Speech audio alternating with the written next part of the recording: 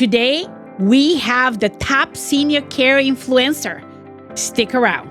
Welcome to Senior Care Made Simple, an elder care podcast, your guide to navigating home health care with confidence. Hosted by Andrea Albertini, founder and CEO of Horizon Care Services, an industry leader in private duty home care in South Florida. To learn more, visit horizoncareservices.com. Good morning, good afternoon, good evening. I am Andrea Albertini, Senior Care Made Simple podcast, and I am here this morning with Doris Moscarella, my co-host. Hello, Doris. Hello there. Hello to our listeners and to our special guest. Yes, and we're very excited to have this wonderful guest with us today. He is incredible when it comes to senior care, and we're very honored to have him in our podcast today, because we love to deal with the local owners. And I know a lot of people have followed us all over the country and sometimes all over the world listening to our podcast. And in U.S., we have states that have agencies such as care management, private duty home care, Medicare home care, senior placement, and so on. And what I love about what Lance is doing in his state of Michigan is what I'm doing in Palm Beach, which is basically understand your local seniors, understand the need, understand what, anything and everything. We deal with hurricanes in Florida, and you deal with snow. Well, we're going sledding later today, but that's about the biggest difference I think we have. Wonderful. So I would love for you to talk a little bit about how you're doing your agency, because based on what I read so far is a lot similar to the dedication that I have done with Horizon Care Services in the last 21 years. Yeah, well, first I want to say thank you to Andrea and to Doris, for welcoming me today. It's an honor to be with you guys. We really strive to, collaborate and work with others in the community for the overall better good of our seniors and our family caregivers. So anytime we have a chance to, work with new friends, we are always grateful to do so. With our company, it really started out of a personal experience. I was pursuing medical school. My wife and I were newlyweds, and she had recently graduated, and I'm still climbing up that academic hill.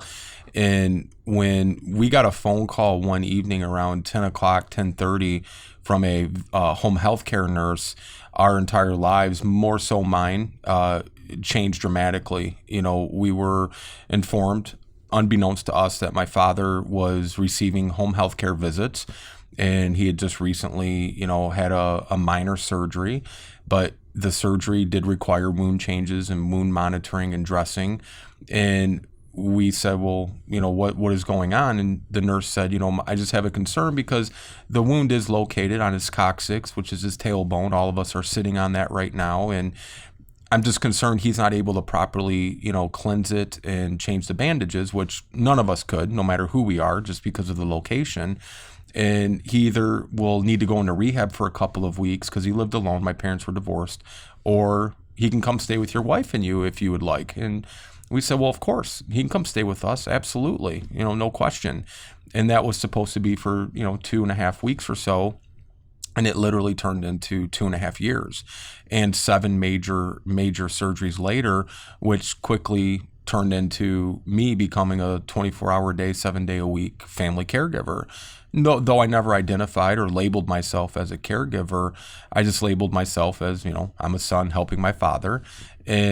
But what really struck me throughout that 2.5 years was, we had nurses, physical therapists, occupational therapists, social workers, surgeons.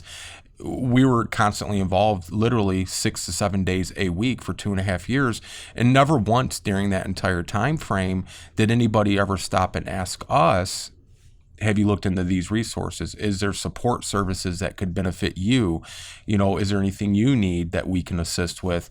Everybody kind of stayed in their own silo, did their own thing. And, I don't begrudge them that.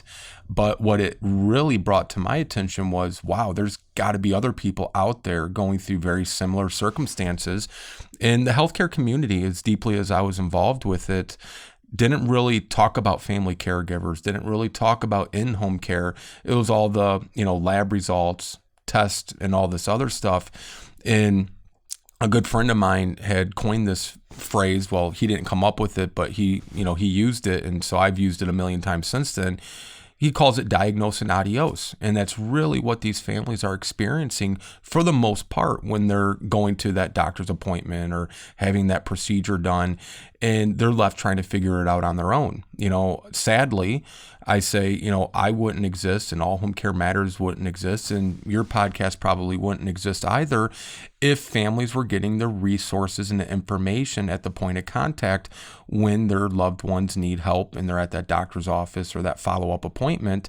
But families aren't getting that information and they're not getting those resources. So, fast forward to that 2.5 years with my father, I had taken paramedic training and EMT training to, bolster my med school application. And I talked to a guy at a building one day when I went to meet a friend for lunch, and they were hiring for a home health care company. And at the time, I was working at the university. I was doing student teaching and working in the laboratories. And prior to that, I was working in cardiac critical care. But as everyone knows that's gone to college, it's hard to find a mainstream, regular, quote unquote, job with a college schedule. And so I had to work where it would fit into my academic course load. And schools are great for that, but they don't pay very much for that either. And so I asked him, what are you hiring for? Do I qualify? And this gentleman, face of their company, he's answering the phones and at the front desk. He didn't know what they were hiring for, what the requirements were, nothing.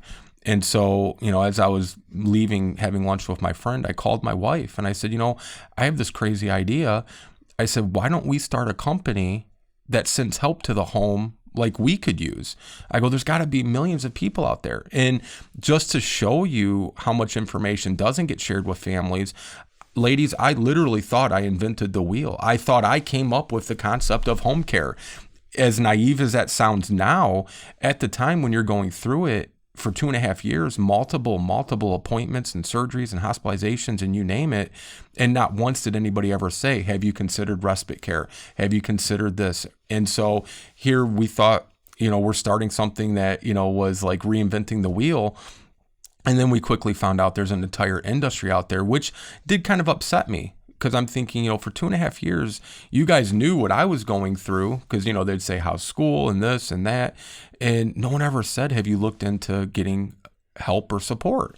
And so, sadly, 20 years later, we're experiencing that still every day here at our company, where a family will call and say, I never knew this existed. I didn't know these resources were available. And so, we just try to do our best with our platforms to get this information out to these families, because as you know, when you don't know what you don't know, you can't be expected to know it. And so we just try to educate and inform people. That's amazing. I wanted to ask you, you're the senior care influencer. Can you tell me a little bit more about that? I like that. Thank you. Well, I didn't name myself, I can tell you that. A very wonderful friend of ours who we became friends with, her name is Lori LeBay, just an amazing person. Yes. Her and I are very close friends. We host another show called Conscious Caregiving with L&L that, my company produces. And she had me on maybe 4 years ago. And I never really thought of myself as anything special, and I still kind of don't really think I'm anything special. And she said, you're one of the leading influencers in the senior care industry. How does that feel?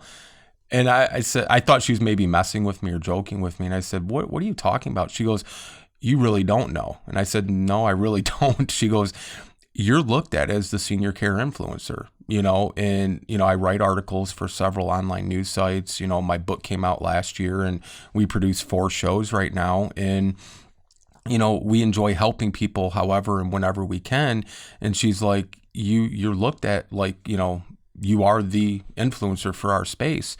And I said, never really thought of that. And then, other people have used it and it's kind of just stuck. And so they just say I'm the senior care influencer, and we just keep our, we keep our heads down and just keep trying to move forward. And for me, it's not about me. It's not about our company. It's about what these families are going through. And so many of them, and far too often, they're left feeling lost, alone, and not knowing where to turn or what to do to get the help or the information that they need. So we're just trying to play our smallest part possible to help them get those resources and information. Well, it's interesting story, and I thank you very much for sharing with us. Actually, I moved from Philadelphia 2001, and I was working as a sales rep for a Medicare home health agency.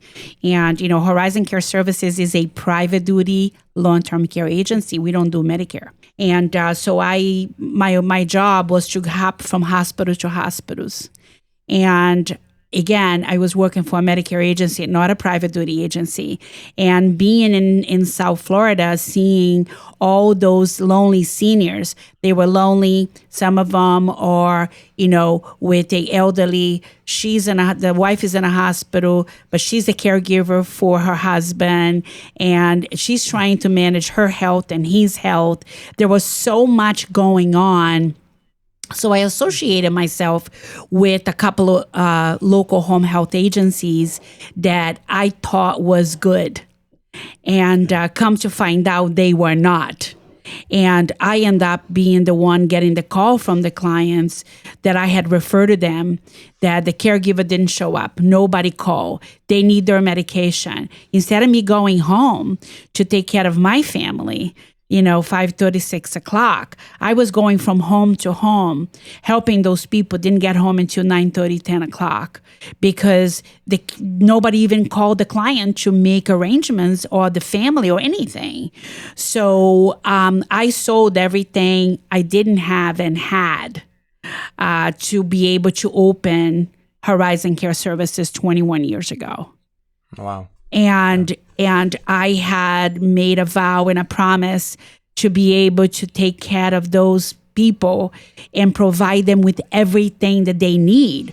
So we kind of became a full service agency from, assisting them getting a custom wheelchair van, nutritionist, pharmacy who deliver their meds, mobile physician, mobile x-ray, mobile lab, any kind of transportation if it's required. If they need us to charter a plane to take them to New York for treatment or to a cancer center for treatment or anything and everything. And we do trachs, we do vents, we do ostomies, so we do skill and unskill on a long-term care basis. And we're very, very unique concierge boutique agency. And so I can see the amazing dedication that you have as a clinician yourself and what I have done in the last 21 years to be able to fulfill the needs of our seniors. So kudos to you. Thank you. Just out of curiosity, you got the accreditation and you're providing the skilled care services. Have you considered also offering home health care through Medicare? I had an agency in the past, and I felt that it wasn't my niche because we get very involved. We're a private duty agency that gets very involved not only with the clinical aspect of the client, but, the psych. We get involved with psych. We get involved with social. We try to bring families back together. As you age, listen, we all make mistakes throughout our lives. Sometimes we make mistake with our parents. Our parents makes mistakes with us. Now we don't get along. We haven't seen each other. So these people become part of our lives, on us. We're open 7 days a week, 24 hours a day, right? Including holidays. So, so I love what we do. And I think that having the skill Medicare part kind of separate me a little bit from the passion that I have to make sure that I provide longevity to those seniors at home.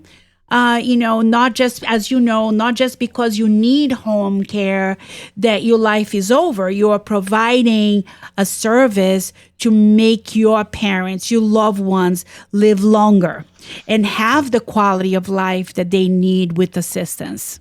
Sure. Absolutely. That makes sense.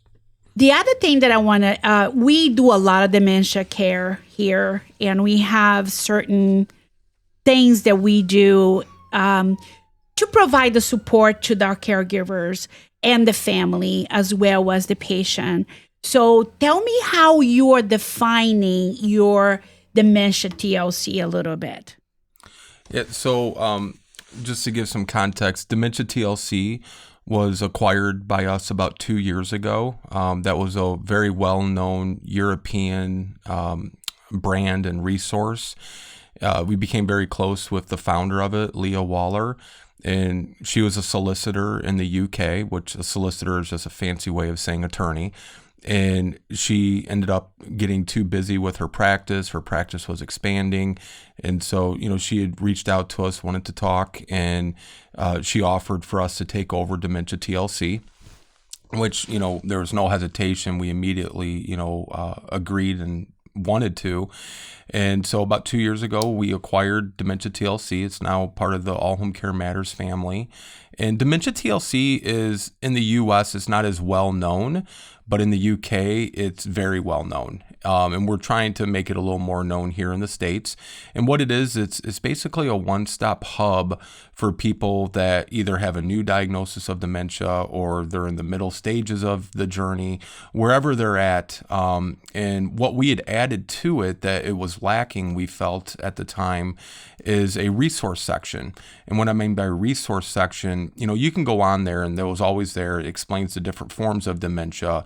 It explains, different signs and symptoms. It gives you caregiver tips, a wealth of, really great information. Because again, if you don't know what you don't know, I like to say you need to know it, right? And so what we wanted to add to that, though, is other brands that are well known here in the States, but even some internationally.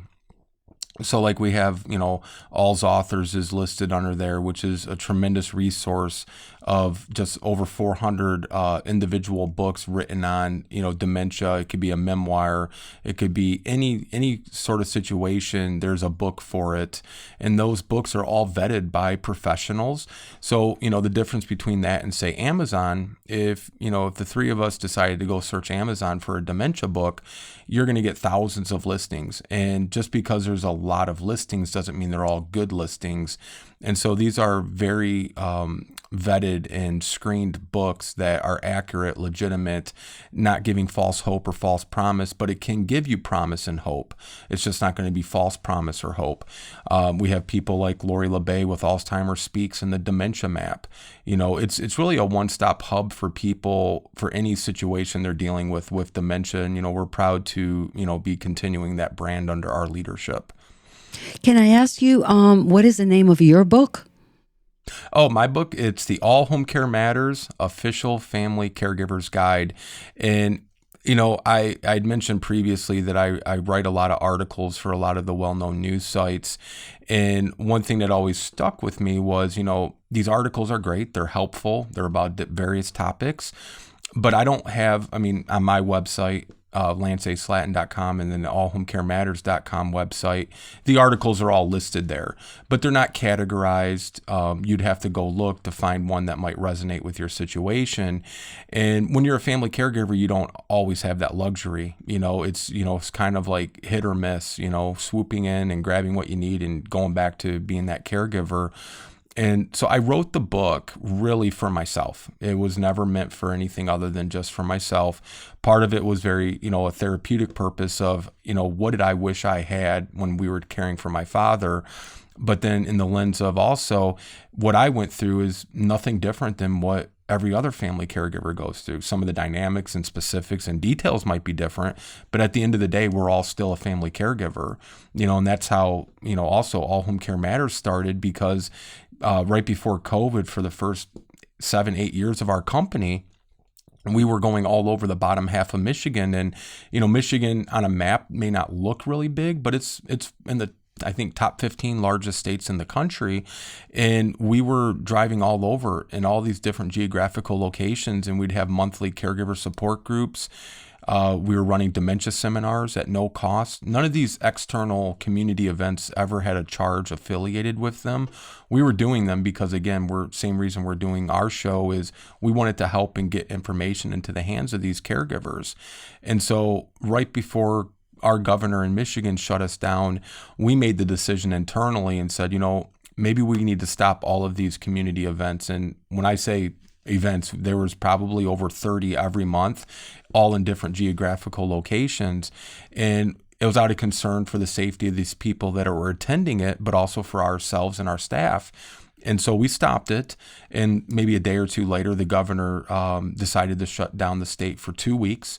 And so during that 2 weeks, I was out exercising one night, and I don't know what I was listening to or how it even got into my ears, but I heard a podcast. And the podcast was nothing of, extravagance or of any real significance.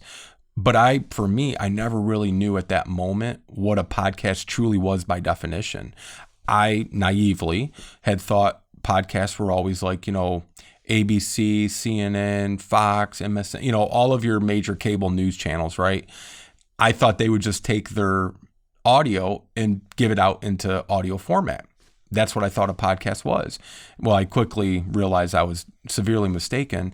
And so I thought, man, this might be a great way to do something for a few weeks while we're, bending the curve, as they used to call it with COVID. And so I go home and I tell my wife, I said, hey, I have an idea.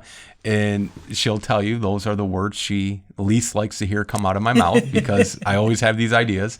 But to her credit, she'll say it's my ideas that get us to where we're at, but it's her business savvy that keeps us there because I am not a businessman whatsoever. And so we looked into it. And first, before we launched into it, we wanted to see, okay, is there room in this space? Is this something that, everybody's doing? And, you kind of like if you're going to buy a Subway or a McDonald's or a Burger King, you don't want to have a Burger King, McDonald's, or Subway right next door because, you only need one. And we looked into it and we spent, a good few weeks really researching it. And we discovered really quickly, there might be maybe a lot out there. I don't really consider it a lot. But when you're looking at starting something new, it kind of seemed like, well, there's quite a bit. But then when you look a little bit further under the surface, there may be a lot of names out there, but a lot of those names aren't producing regularly. A lot of them maybe did 1 or 2 episodes over 2 years or, every 8-9 months. And you're like, okay, well, what we're envisioning is something on a regular basis, consistent in continuity. And so another thing, I really, believe it or not, don't like to have my face on the internet. I don't like to talk in front of people. I don't need attention. I'm very comfortable in who I am and what I am. But if you're going to do a podcast, and we decided to also do the video as well, you realize, okay, you really don't have a choice. So you're either in or you're out. And so I hired a Hall of Fame broadcaster and worked with him for about 2 months one-on-one.